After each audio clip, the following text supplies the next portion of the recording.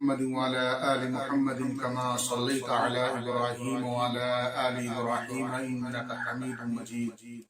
أعوذ بالله من الشيطان الرجيم. بسم الله الرحمن الرحيم. وما محمد إلا رسول قد خلت من قبله الرسل. صدق الله العظيم.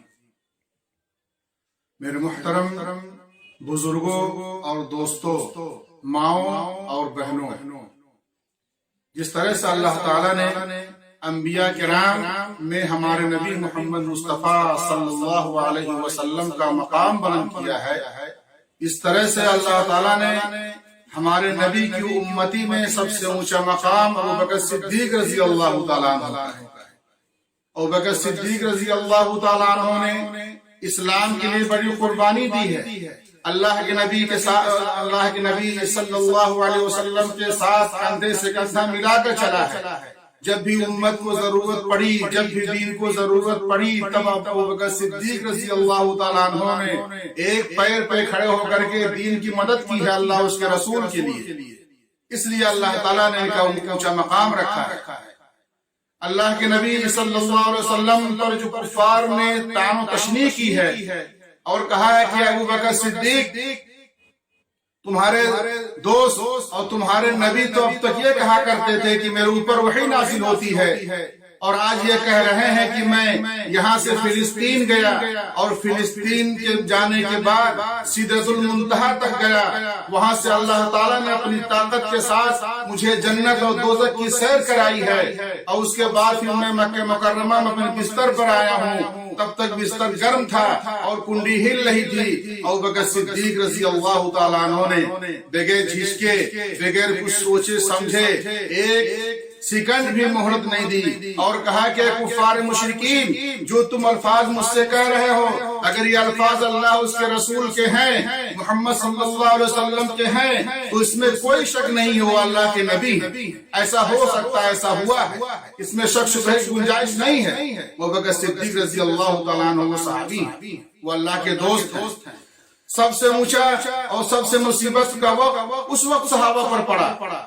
اس وقت پہاڑ تھا مصیبت کا، جب صحابہ کے درمیان اللہ کے نبی صلی اللہ علیہ وسلم صحابہ کو چھوڑ کے اللہ سے جا ملے. اللہ کے نبی کا انتقال ہو گیا، اللہ کے نبی کا وصال ہو گیا، اللہ کے نبی نے دنیا سے چھوڑ کے چلے گئے.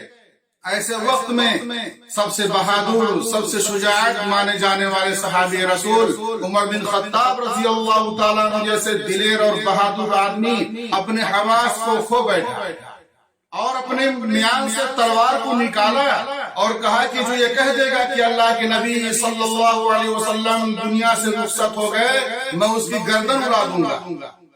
جو صحابہ جس حالت پہ تھے اس الفاظ کو سنا کہ اللہ کے نبی ہمارے درمیان نہیں ہے، اسی حالت پہ رک گئے. جو چل رہا تھا وہ رک گیا، جو بیٹھے تھے وہ بیٹھے رہ گئے، جو کسی کام میں مشغول تھے اپنے ہاتھ کو روک لیا.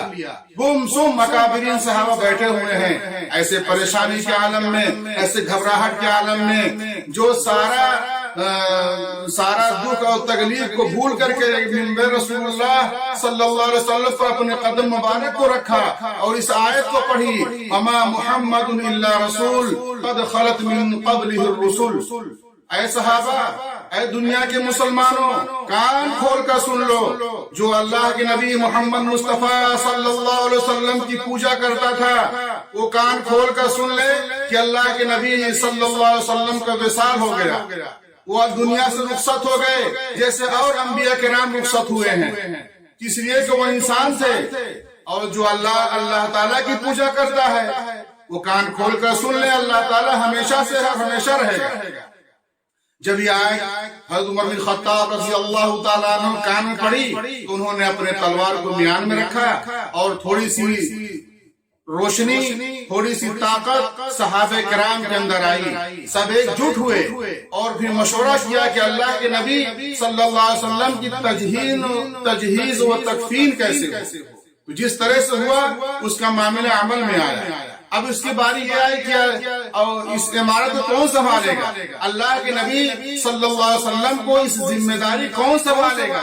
مشورے ہوئے، اکابرین صحابہ بیٹھے، سب نے ابوبکر صدیق رضی اللہ تعالیٰ عنہ کے نام پر مہر لگا، جبکہ خلیفہ اول اس حکومت کو، اس عمارت کو، اس عہدے کو لینے کے لیے گوارا نہیں تھے کہ اللہ تعالیٰ کہیں میری پکڑ نہ کر لے۔ بہت